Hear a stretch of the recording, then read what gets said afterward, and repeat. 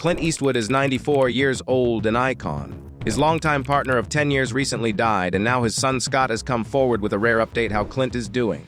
But beyond grief, what is being revealed is a lot about family, about legacy, about how one of Hollywood's toughest men is coping, and what that means for those who watch, who admire, who wonder about what comes after the big screens fade out.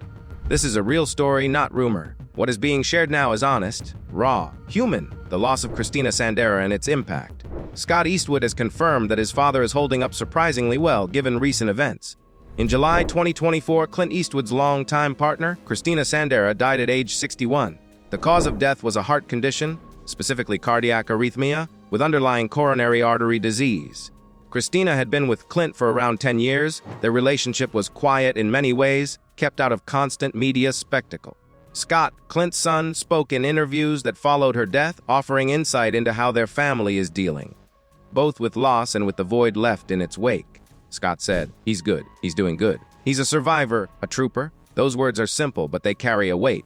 They show resilience, but also sorrow. The Eastwood family is facing that mixed grief for the partner lost, responsibility for public curiosity, and the struggle of saying goodbye.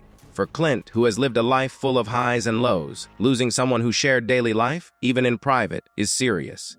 The impact is not just emotional, but a shift in daily routine, of what was familiar, of what was steady. But beyond immediate grief, this loss also raises questions about mortality, time, and legacy. Clint Eastwood has been public about his career, his creative output, his work ethic. But in private, family is his anchor. The space left behind by Christina's passing is not only personal but symbolic. Scott's words suggest not collapse but continuing forward. It is not about forgetting but about remembering and living on. And shared experience across generations matters. Scott draws on stories of Clint growing up through hardship, through war-era and depression-era struggles. Those stories inform how the elder Eastwood has faced this recent loss. For fans and observers, this moment offers a rare view. The vulnerability of someone often cast as strong, almost monumental. It is also a reminder that behind fame, charisma, legacy, there is fragility. It is real. The loss of Christina Sandera is bad. It is hard. But what the Eastwoods are showing is not defeat. They are showing endurance. And that is powerful. Scott Eastwood's perspective on family, legacy, and resilience. Scott Eastwood is not only speaking about his father's current state, he is reflecting on how Clint's life history gives context for how he is handling this moment. Scott points out that Clint was born during difficult times, the Great Depression, then youth during World War II.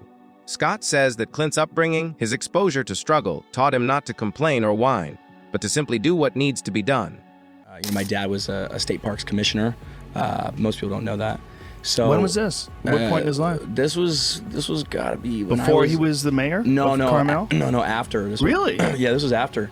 So fairly recently then. Yeah, probably in the last, I would say, 15 years. Wow. I mean, I know he did it for a while and then got out. That sense of duty, stoic persistence, has anchored him once again in a moment most would struggle to stand in.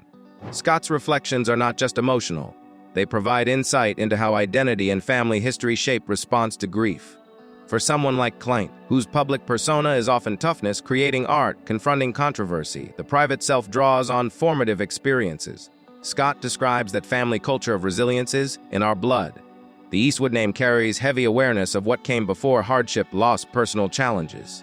In that context, this present loss puts another layer on what Clint has survived. Scott also speaks about how the family is trying to move forward, not by erasing Christina's presence or minimizing grief, but by honoring it. He emphasizes that Clint is doing what he can to maintain routine, to live with dignity, to reflect without being consumed. For Scott himself, this has personal dimensions, working on roles, acting, balancing being public and being private, being a son witnessing his father's process. There is a pull between legacy, how we remember, how we speak of those who have passed, and living present moments with what remains. Moreover, Scott also acknowledges his own career and how Clint has influenced it. He has acted in many of Clint's films, been around sets from a young age, witnessed filmmaking up close. That shared space is not only professional but relational. In the wake of Christina's death, Scott is reminded of those early memories, of watching Clint work, of seeing strength demonstrated not only in performance but in life. This moment reinforces that legacy is not only what people do in public, but how they carry pain, how they carry relationships. So Scott's perspective is more than an update. It is a meditation on what it means to carry forward when a part of one's world has gone quiet. It shines light on legacy not as bravado, but as daily habits: showing up, caring, remembering, doing what love requires even when it is hard. Clint Eastwood's public silence and private life. Clint Eastwood has long been known for managing his public image carefully. Despite decades of fame, he has often allowed significant parts of his life to remain private. With Christina Sandera, their relationship was public to some degree. She sometimes appeared at events, and she lived in Carmel, by the sea, where Eastwood has a strong presence. But their day-to-day, and especially her illness, private life, and her passing, have been handled with discretion. Eastwood did release a statement at her death calling her lovely, caring woman, and I will miss her very much. Beyond that, the family has largely kept grief to themselves. This kind of privacy is not unusual for Clint. Over the years, there have been rumors, speculations, stories of children not publicly acknowledged for years, multiple relationships, and offspring with different partners. But many of those stories have been handled with selective engagement. The facts that can be confirmed are acknowledged. Others are left unaddressed. For example, Scott Eastwood shares a public life, acting, interviews, but also respects lines between professional visibility and personal grief. The choice to stay silent in many areas may serve different functions. It allows space for mourning, for thought, for not having every detail scrutinized. It also reduces noise so that public commentary can focus on legacy, career, artistic integrity. But this silence carries its own costly speculation, rumor, misunderstanding. In recent years, there have been fabricated interviews attributed to Clint Eastwood that he has had to publicly deny, insisting that statements are entirely phony.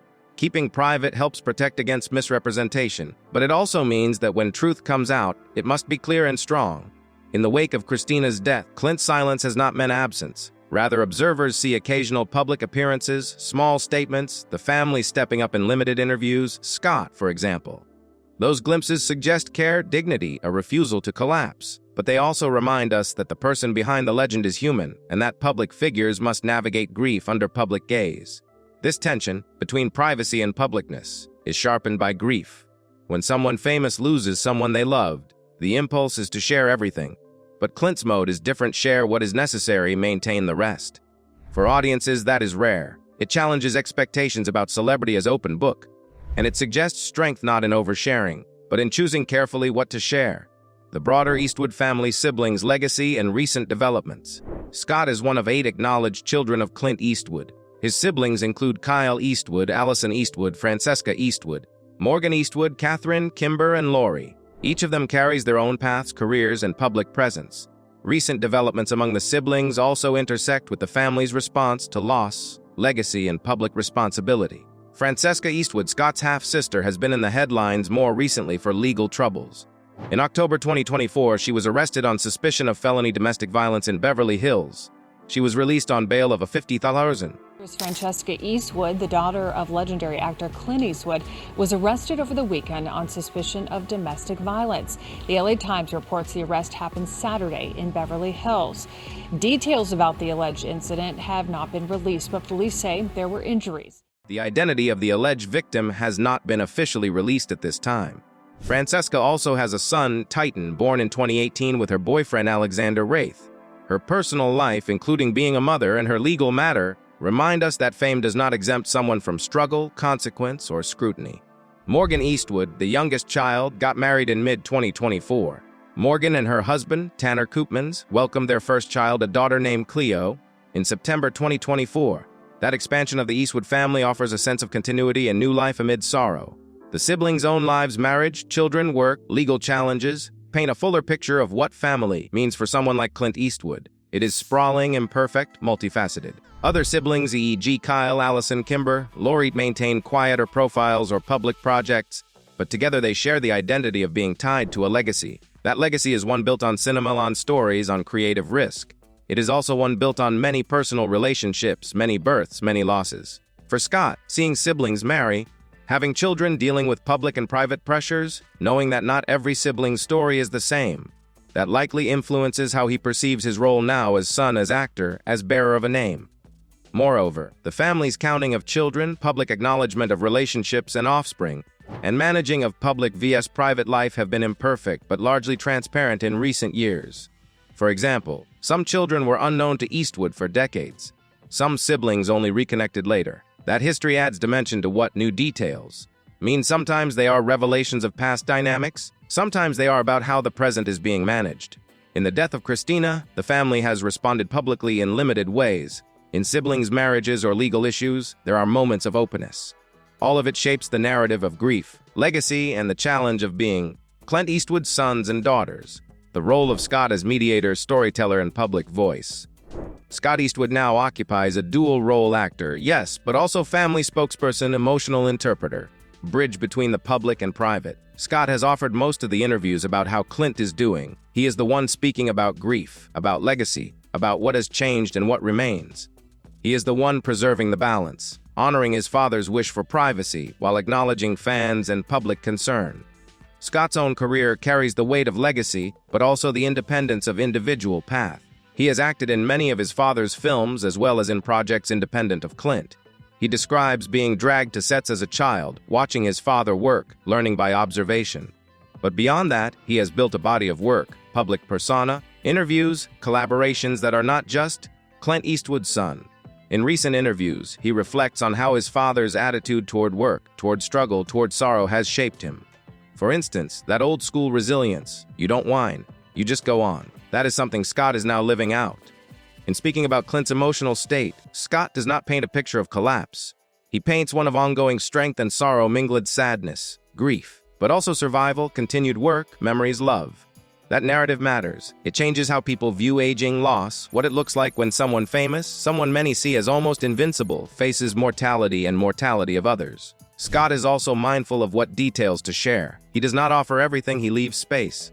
That choice reflects a maturity. It says that even celebrity kid life comes with boundaries. Even in grief, one does not need to expose every wound. Scott's restrained disclosure also helps protect his father, his siblings, his own peace. And it also helps fans respect privacy, see dignity, see that strength is not the same as exposure. Thus, Scott's role as mediator is real, and recent details about him speaking out about what he shares give us insight that in this family, public storytelling is being used not for attention, but for truth. Not to sensationalize, but to humanize, and that matters. What is being misrepresented, rumors vs verified facts. In recent months, a number of stories have circulated online and in the media concerning Clint Eastwood and his family, particularly his son. While some of these accounts contain kernels of truth, many others are either misleading, distorted, or entirely fabricated. It is important to draw a clear line between rumor and fact, especially when discussing a public figure whose life is often the subject of intense speculation. One prominent example of misinformation involved a supposed interview with Clint Eastwood published by the Austrian newspaper Career. The piece included sweeping criticisms of Hollywood, complaints about the prevalence of remakes, and even claims that Eastwood was preparing to begin production on a new film. The story spread widely, as many were eager to believe such comments came from a Hollywood icon known for his candid views.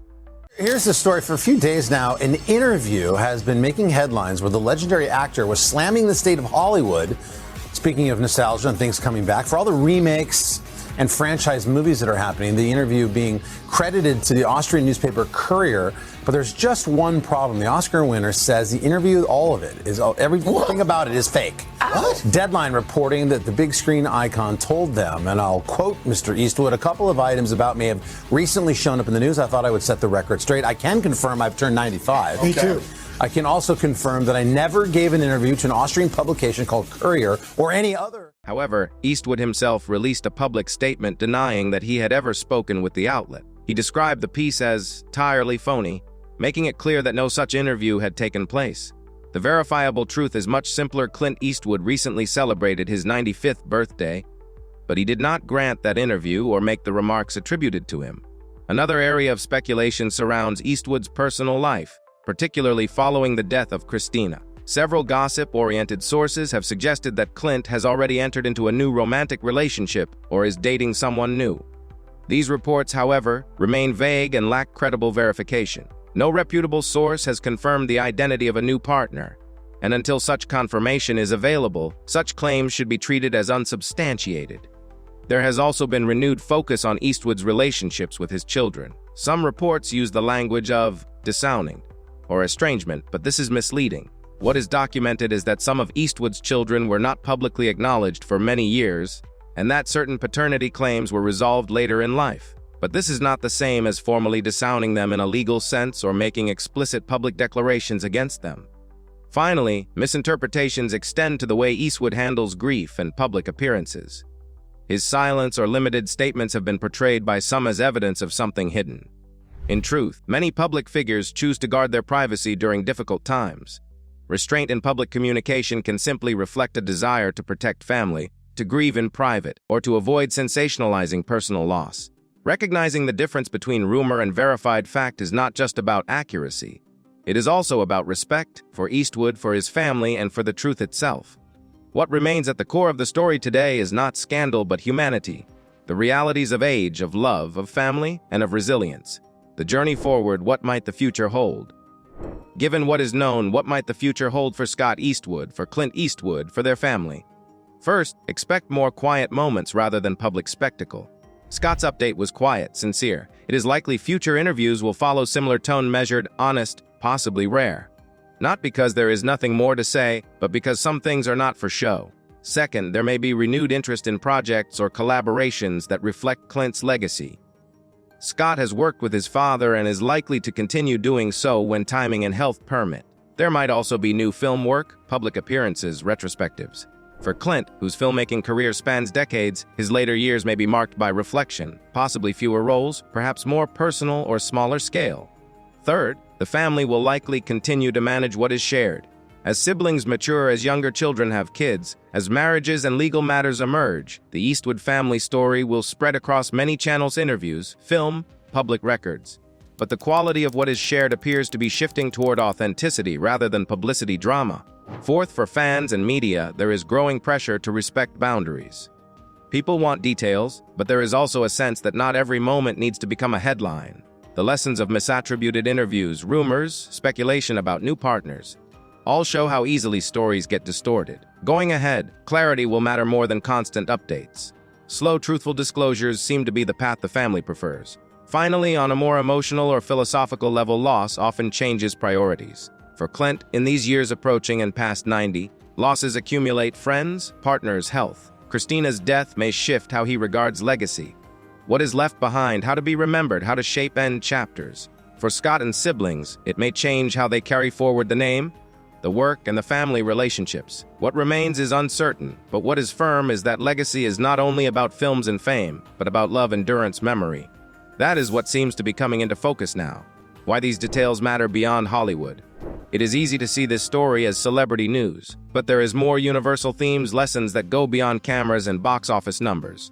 First, grief is universal. No matter how famous, how powerful, how iconic, the experience of losing someone close is deeply difficult.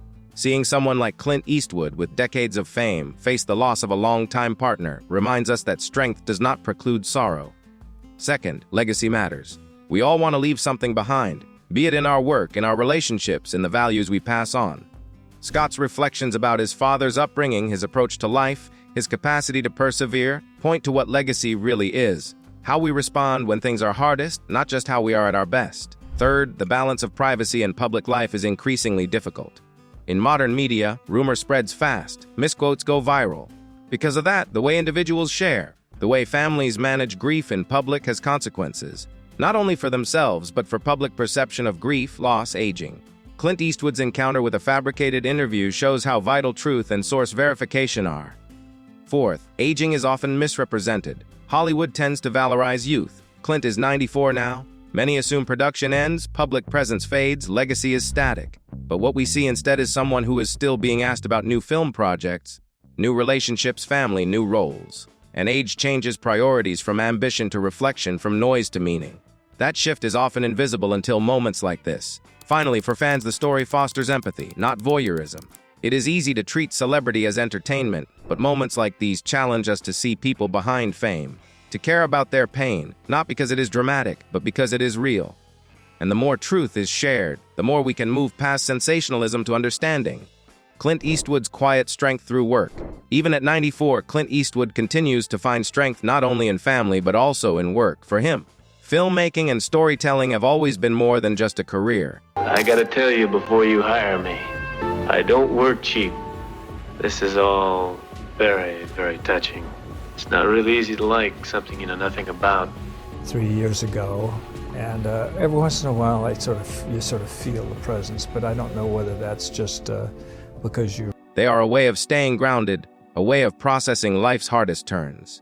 Scott has hinted that his father still keeps busy, whether it is reading scripts, visiting sets, or reflecting on stories that matter to him.